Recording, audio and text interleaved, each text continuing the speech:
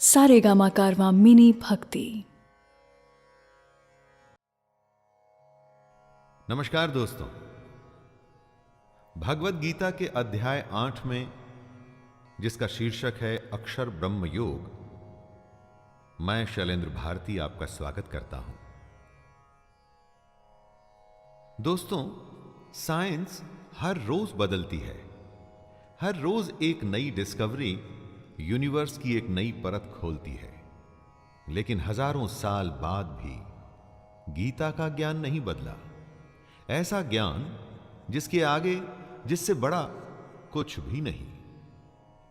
गीता के 8वें अध्याय में, जिसमें ब्रह्म, आध्यात्म और कर्म की बातें की जाएंगी, आइए प्रारंभ करते हैं भगवत गीता का 8वां अध्याय, अक्षर ब्रह्म योग।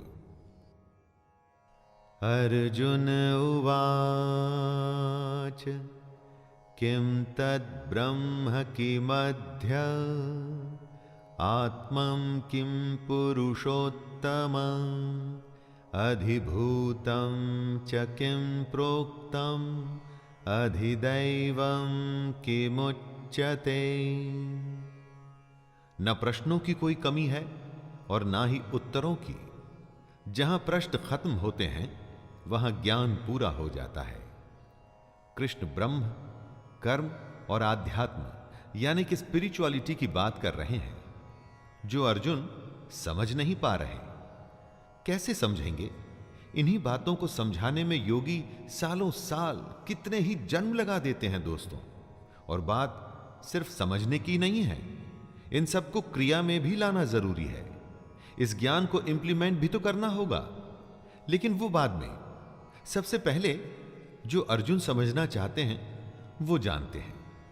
अर्जुन कृष्ण से पूछते हैं, हे पुरुषोत्तम, वह ब्रह्म क्या है? आध्यात्म क्या है? कर्म क्या है? अधिभूत नाम से क्या कहा गया है? और अधिदैव किसको कहते हैं? अधियज्ञः कथं कोत्र देहेऽस्मिन् मधुसूदन प्रयाण काले च कथं ज्ञेयोऽसि नियतात्मभिः। अपने सवालों की श्रृंखला को बढ़ाते हुए अर्जुन पूछते हैं, हे मधुसूदन, यहां अधियज्ञ कौन है और वह इस शरीर में कैसे है? तथा युक्त चित्त वाले पुरुषों द्वारा अंत समय में आप किस प्रकार जानने में आते हैं? दोस्तों, अर्जुन ये जानना चाहते हैं कि जो पुरुष अपने चित्त, अपने मन को संयम में ले आते हैं, उन्हें कंट्रोल में कर लेते हैं, वो पुरुष अंत समय में कृष्ण को कैसे जान पाते हैं? ऐसा क्या होता है अंतिम समय में कि उन्हें कृष्ण का ज्ञान हो जाता है? कृष्ण का कहना है कि जो पुरुष अपने मन को संयम में लाके निष्काम कर्म करते हैं, वो एक दिन मुझे प्राप्त होते हैं। लेकिन अर्जुन का प्रश्न है, कैसे? वो कैसे होता है? अक्षरं ब्रह्म परमं स्वभावोऽध्यात्ममुच्यते भूत भावोद्भव करो विसर्गः कर्म संज्ञितः। अर्जुन के सवालों का उत्तर कृष्ण देना शुरू करते हैं। सबसे पहले वो बताते हैं कि ब्रह्म क्या है। ब्रह्म है परम अक्षर। अक्षर का अर्थ होता है अक्षय, यानी कि जो खत्म ना हो, जिसका नाश नहीं होता। उसके बाद कृष्ण आध्यात्म की परिभाषा बतलाते हैं। अपनी आत्मा के स्वरूप को जानना ही आध्यात्म है। और फिर कृष्ण बताते हैं कि कर्म क्या है। भूतों के भाव को उत्पन्न करने वाला जो त्याग है, वह कर्म नाम से कहा गया है। हमारे अंदर हमारे स्वभाव की वजह से अलग अलग इच्छाएं पैदा होती हैं दोस्तों। इन इच्छाओं के त्याग को ही कर्म कहते हैं। इसे आप कर्म की फिलॉसॉफिकल एक्सप्लेनेशन की तरह भी समझ सकते हैं। अधिभूतं क्षरो भावः पुरुषश्चाधिदैवतं अधियज्ञो हमेवात्र देहे देहभृतांवर। कृष्ण अर्जुन के प्रश्नों का उत्तर देते हुए इस श्लोक में बताते हैं कि अधिभूत, अधिदेव और अधियज्ञ क्या है। वो सारे पदार्थ जो खत्म हो जाते हैं, नष्ट हो जाते हैं, उन्हें अधिभूत कहा जाता है। यानी कि सारी दुनिया ही अधिभूत है। और जो अक्षर होता है, जिसका कभी नाश नहीं होता, वो अधिदैव है। कृष्ण कहते हैं, हे देहधारियों में श्रेष्ठ अर्जुन, इस शरीर में मैं वासुदेव ही अंतर्यामी रूप से अधियज्ञ हूं। दोस्तों, हमारे अंदर जो महापुरुष छुपा बैठा है, लेकिन अज्ञान की वजह से हम जिसे नहीं जानते, वो महापुरुष यानी कि कृष्ण ही यज्ञों का अधिष्ठाता है। अंतकाले च मामेव स्मरन् मुक्त्वा कलेवरं यः प्रयाति स मद्भावं याति नास्त्यत्र संशयः। मन में कृष्ण को बसा के बस अपना कर्म, अपना कर्तव्य निभाना है, ये कहा है कृष्ण ने। जो ऐसा करता है उसे कृष्ण प्राप्त होते हैं और वो कृष्ण को प्राप्त होता है।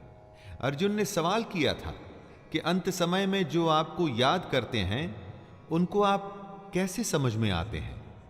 उसी का उत्तर देते हुए कृष्ण कहते हैं कि जो पुरुष अंतकाल में भी मुझको ही स्मरण करता हुआ शरीर को त्याग कर जाता है, वो मेरे साक्षात स्वरूप को प्राप्त होता है। इसमें कुछ भी संशय नहीं है। यम यम वापि स्मरन् भावं त्यजत्यन्ते कलेवरं तं तमेवैति कौन्तेय सदा तद्भाव भावितः। हमारा जन्म एक सेविंग्स अकाउंट की तरह ही चलता है। हमारे किए हुए कर्म, अच्छे और बुरे, दोनों ही उसमें जमा होते हैं और घटते भी रहते हैं। जन्मों का यही हिसाब किताब हमारे अगले जन्मों की रूपरेखा को भी रचता है। कृष्ण कहते हैं, हे कुंती पुत्र अर्जुन, यह मनुष्य अंतकाल में जिस जिस भी भाव को स्मरण करता हुआ इस शरीर को त्याग करता है, उसे वही प्राप्त होता है, क्योंकि वो सदा उसी भाव से भावित रहता है।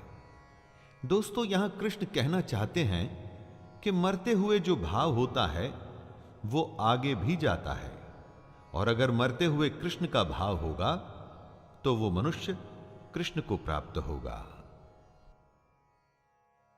तस्मात् सर्वेषु कालेषु मामनुस्मर युद्ध च मय्यर्पित मनो बुद्धिर्मामे वैश्यस्य संशयम्।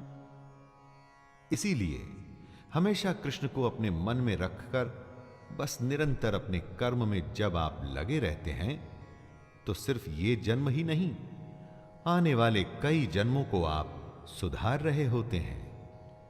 कई लोगों को आपने कहते हुए सुना होगा कि ये तो इसके पिछले जन्म के कर्मों का नतीजा है। इसी बात को समझाते हुए कृष्ण सलाह देते हैं, हे अर्जुन, तू सब समय में निरंतर मेरा स्मरण कर और युद्ध भी कर।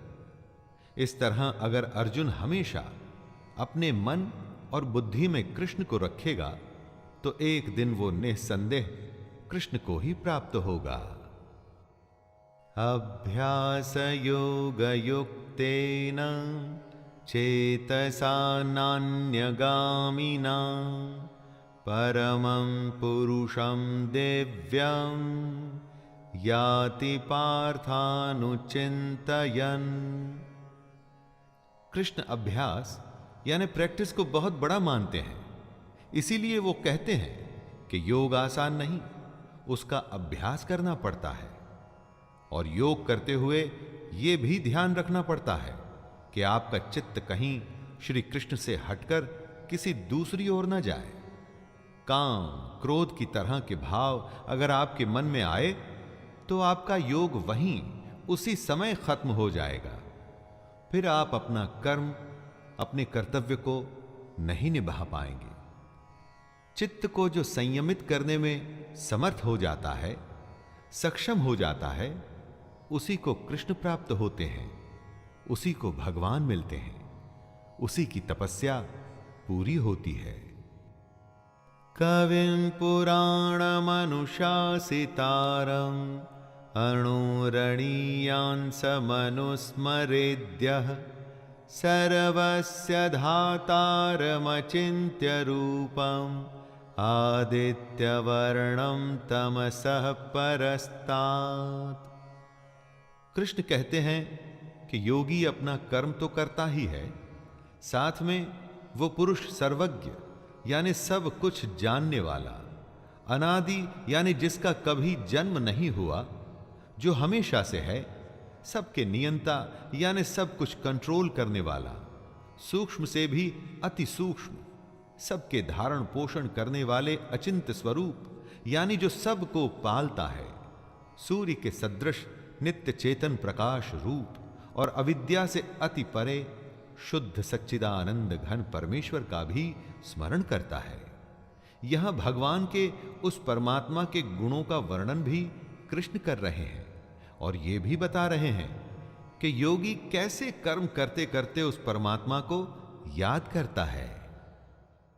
प्रयाण काले मनसा चलेन भक्त्या युक्तो योग बलेन चैव भ्रुवोर्मध्ये प्राणमावेश्य सम्यक् सतं परं पुरुषमुपैति दिव्यम्। योग करते हुए अपना ध्यान हमें अपनी भ्रुकुटियों के बीच में यानी कि आईब्रोज के बीच में रखना होता है। दोस्तों, वो पुरुष जिसके मन में भक्ति है, जो अपने कर्म करता है, और वो पुरुष जब अंतकाल में अपने योग बल से भ्रुकुटी के मध्य में प्राण को अच्छी प्रकार स्थापित करके फिर निश्चल मन से स्मरण करता है, तो वो पुरुष दिव्य रूप परम पुरुष परमात्मा को ही प्राप्त होता है। यहां कृष्ण बता रहे हैं कि कैसे अंतकाल के समय आप उस परमात्मा को याद कर उसी को प्राप्त हो सकते हैं।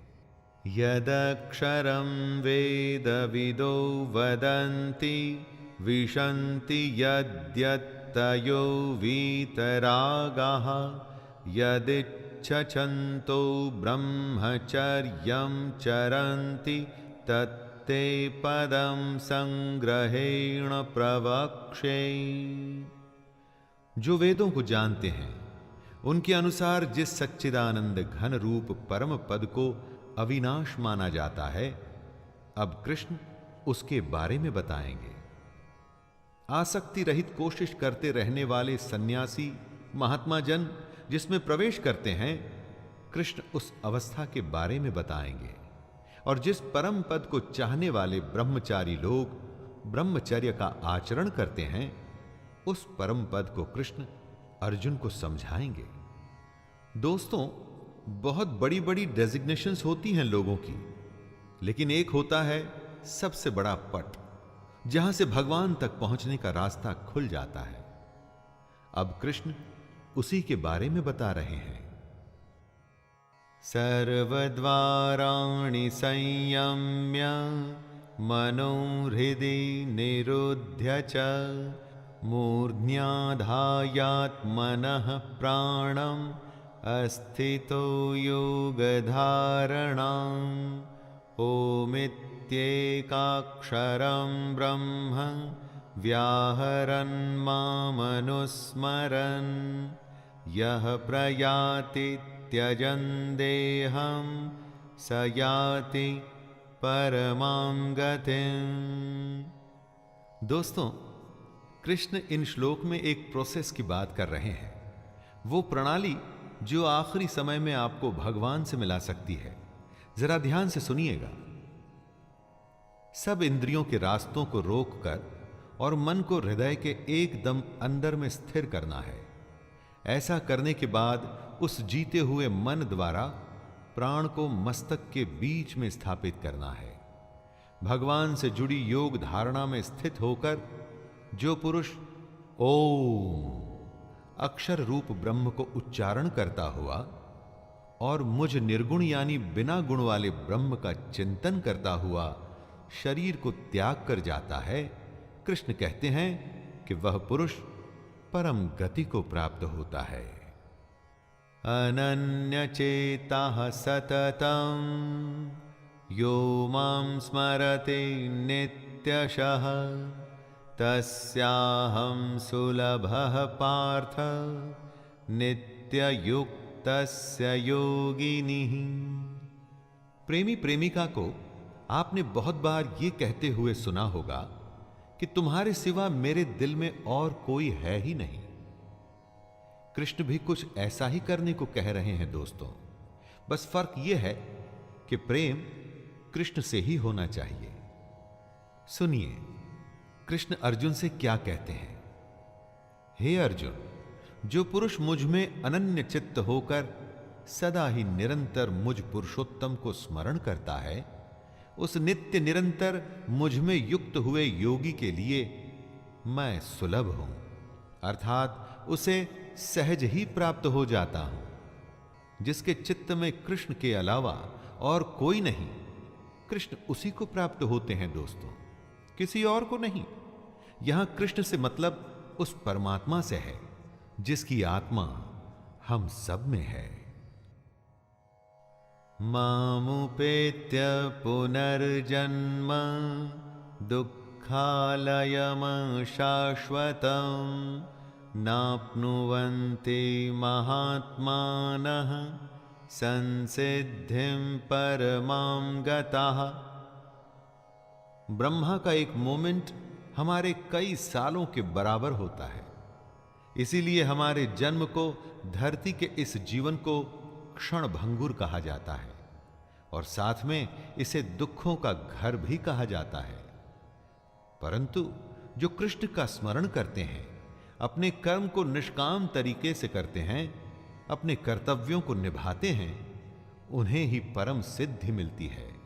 और ऐसी परम सिद्धि मिलने वालों को कृष्ण महात्मा जन कहते हैं। कृष्ण कहते हैं, ये महात्मा जन मुझको प्राप्त होकर दुखों के घर एवं क्षण भंगुर पुनर्जन्म को प्राप्त नहीं होते।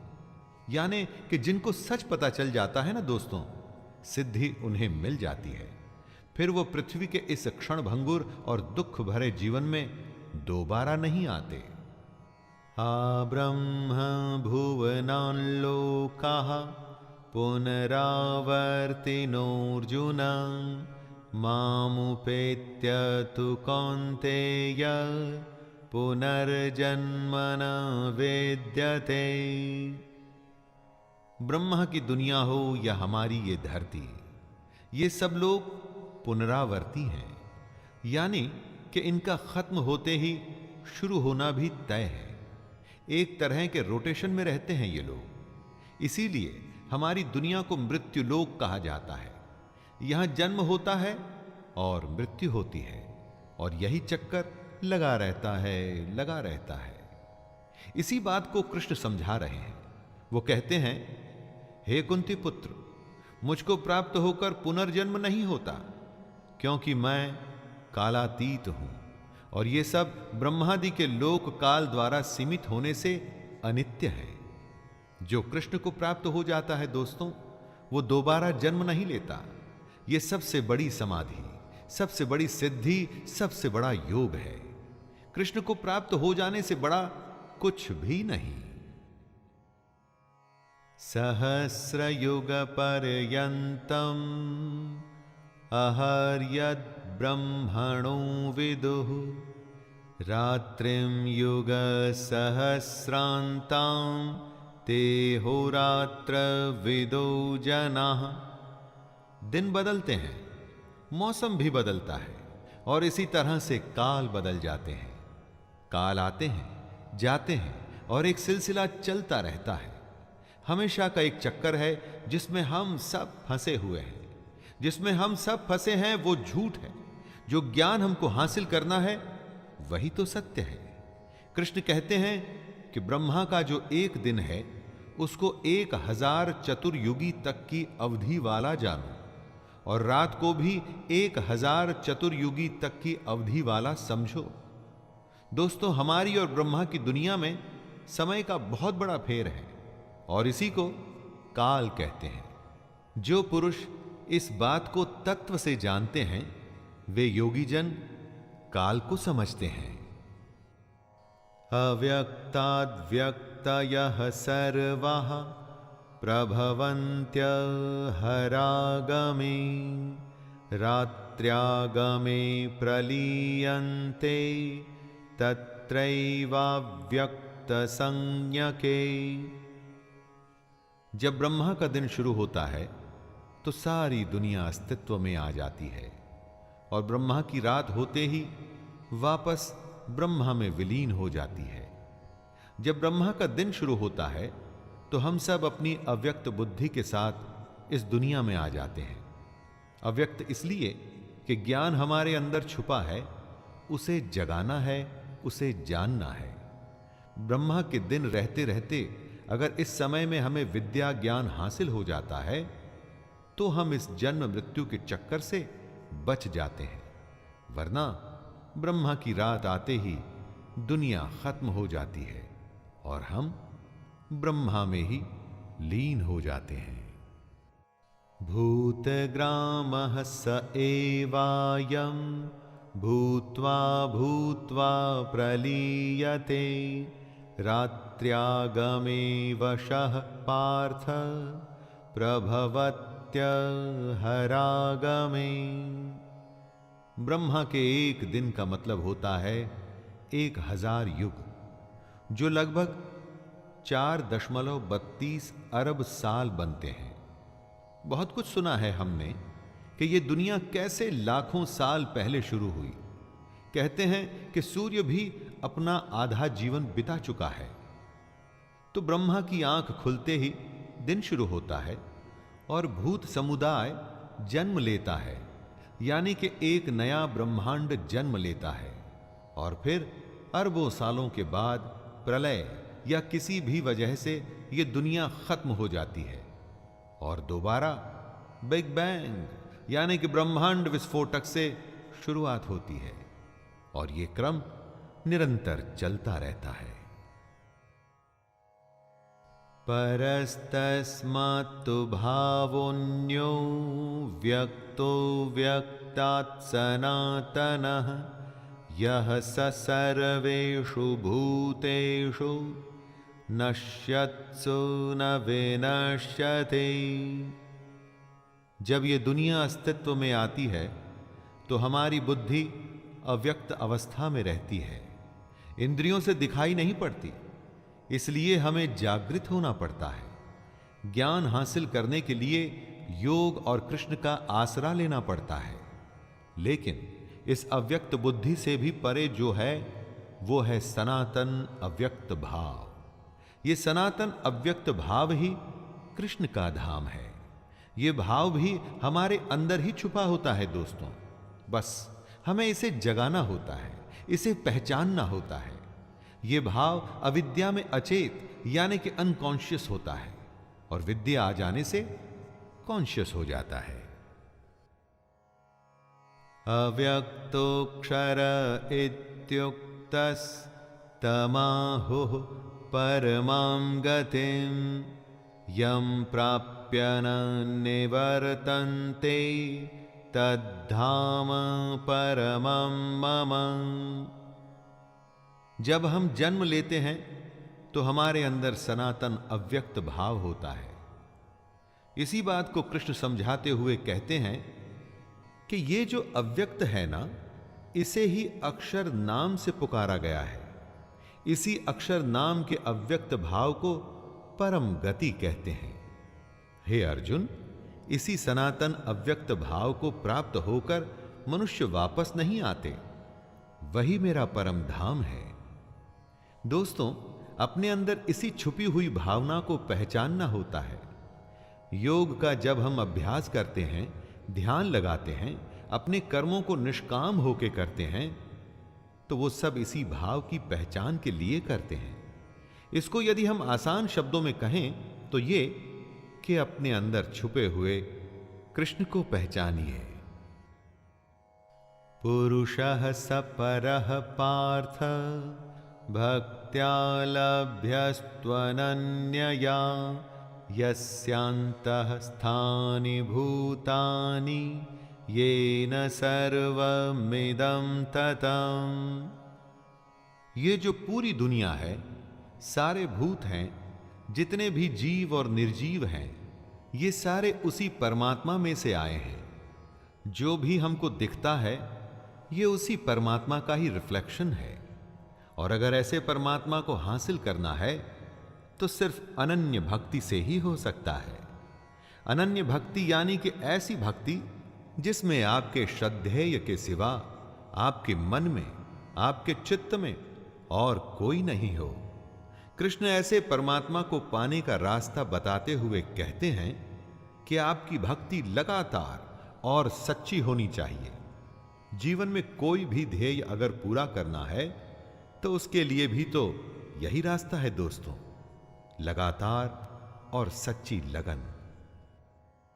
यत्र काले त्वनावत्तिम आवृत्तिम चैव योगिनः प्रयाता यान्ति तं कालं वक्ष्यामि भरतर्षभ। जिनको इस जन्म में ज्ञान हासिल हो जाता है, जो अपने अंदर के परमात्मा को पहचान जाते हैं, उनका पुनर्जन्म नहीं होता दोस्तों। लेकिन जो ऐसा नहीं कर पाते, उनका फिर से बार बार जन्म होता रहता है।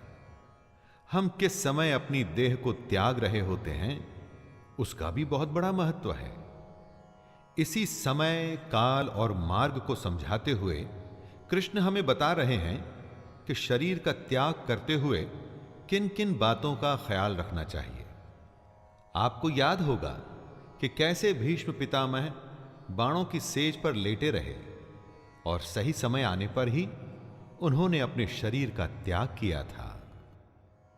अग्निर्ज्योतिरः शुक्लः क्षणमासा उत्तरायणं तत्र प्रयाता गच्छन्ति ब्रह्म ब्रह्मं विदो जनाः। कृष्ण अगर जीने का ज्ञान देंगे तो क्या मरने का ज्ञान नहीं देंगे? इस श्लोक में वे यही बता रहे हैं। कौन सा समय मरने के लिए अनुकूल है? जिस काल में सूर्य चमक रहा हो, ज्योतिर्मय अग्नि जल रही हो, शुक्ल पक्ष का चांद बढ़ रहा हो, उत्तरायण का सुंदर आकाश हो, ऐसे काल में देह त्यागने वाले को ब्रह्म मिलता है। जो ऐसे समय में अपनी देह त्यागते हैं, मृत्यु को प्राप्त होते हैं, उनका पुनर्जन्म नहीं होता। दिन रोशनी, ज्ञान और विद्या का प्रतीक है। शुक्ल पक्ष निर्मलता से जुड़ा हुआ है। अग्नि को ब्रह्म तेज का प्रतीक माना गया है। धूमो रात्रिस्तथा कृष्ण क्षणमासा दक्षिणायनं तत्र चांद्रमसं ज्योतिर्योगी प्राप्य निवर्तते। कृष्ण जीने के साथ साथ मरने का भी सलीका सिखा रहे हैं। कौन से काल में मृत्यु उत्तम नहीं होती है, इसी बात को वो बता रहे हैं और कह रहे हैं कि जिस मार्ग में धूमाभिमानी देवता हैं, अर्थात यज्ञ की अग्नि तो हो लेकिन धुएं से ढकी हो, धुआं फैल रहा हो, रात्रि अभिमानी देवता हो, मतलब रात का समय हो, तथा कृष्ण पक्ष का चंद्रमा क्षीण हो रहा हो और दक्षिणायन के 6 महीने हो, उस मार्ग में मरकर गया हुआ सकाम करने वाला योगी पुनर्जन्म लेता है, अर्थात उसको दोबारा जन्म लेना पड़ता है। वो योगी जन्म मरण के चक्कर से मुक्त नहीं हो पाया है। शुक्ल कृष्णे गति हेते जगतः शाश्वते मते एकया यात्यनावृत्ति मन्यया वर्तते पुनः। जगत के ये दो प्रकार हैं, शुक्ल और कृष्ण। एक में चंद्रमा बढ़ता है और दूसरे में घटता है। शुक्ल पक्ष में गया हुआ योगी फिर नहीं आता, उसे वापस नहीं लौटना पड़ता, उसको परम गति प्राप्त होती है। और कृष्ण पक्ष में जब कालिमा हो और प्रकाश क्षीण हो, ऐसे समय में गया हुआ योगी वापस आता है, अर्थात जन्म मृत्यु को प्राप्त होता है। जब तक योगी को पूर्ण प्रकाश न मिले तब तक उसे भजन करना है। योगी सही समय पर ही प्राण त्याग सकता है। अगर समय सही नहीं तो उसको इंतजार करना होगा। नैते श्रुति पार्थ जानन योगी मुह्यति कश्चन तस्मात् सर्वेषु कालेषु योगयुक्तो भवार्जुन। मृत्यु के सही समय को समझाते हुए कृष्ण कहते हैं, हे पार्थ, इस प्रकार इन दोनों मार्गों को तत्व से जानकर कोई भी योगी मोहित नहीं होता, क्योंकि योगी जानता है कि अगर उसे पूर्ण प्रकाश मिला तो ब्रह्म प्राप्त होगा, क्षीण प्रकाश में वो दोबारा आएगा। दोनों ही गतियां शाश्वत हैं, यानी हमेशा के लिए। इस कारण हे अर्जुन, तू सब काल में समबुद्धि रूप से योग से युक्त हो, अर्थात निरंतर मेरी प्राप्ति के लिए साधन करने वाला हो। ये सब जानते हुए योगी के पास योग करने के अलावा और कोई उपाय नहीं रह जाता दोस्तों। इसलिए उसे धीर हो बस अपने अभ्यास में लगे रहना चाहिए। वेदेषु यज्ञेषु तपः शुचैव दानेषु यत् पुण्यफलं प्रदिष्टम् अत्येतत्सर्वमिदं विदित्वा योगी परं स्थानमुपैति चाद्यम्। वेद, यज्ञ, तप और दान महाकर्म होते हैं, इनके बहुत बड़े पुण्य मिलते हैं। लेकिन कृष्ण कहते हैं कि जो योगी पुरुष इस रहस्य के तत्व को जान जाते हैं, वो वेदों के पढ़ने तथा यज्ञ, तप और दानादि के करने में जो पुण्य फल कहा जाता है, उन सब से भी आगे निकल जाते हैं और सनातन परम पद को प्राप्त होते हैं। जो परमात्मा के रहस्य को समझ गया, असली तत्व को जान गया ना दोस्तों, तो उसके लिए वेद पढ़ने की कोई आवश्यकता नहीं। यज्ञ भी उसी परमात्मा से जुड़ने का एक नियम है। लेकिन जिस योगी को परम तत्व ही मिल गया, तो वो तो वैसे ही परमात्मा से मिल गया, इसलिए उसे यज्ञ या दूसरे अनुष्ठानों की भी जरूरत नहीं। सबसे बड़ा योगी सबसे बड़े रहस्य को जान जाता है। तो दोस्तों, ये था कृष्ण की भगवत गीता का 8वां अध्याय। इसमें कृष्ण ने ब्रह्म, कर्म, आध्यात्म और मृत्यु के बारे में अर्जुन की शंकाओं को दूर किया। शंकाएं सिर्फ अर्जुन की ही नहीं है दोस्तों, हम सबकी दूर हो रही हैं, है ना? तो आइए 8वें अध्याय को यहीं पर विराम देता हूं और मैं शैलेंद्र भारती आपसे वादा करता हूं कि 9वें अध्याय में फिर से मुलाकात होगी। तब तक के लिए जय श्री कृष्ण।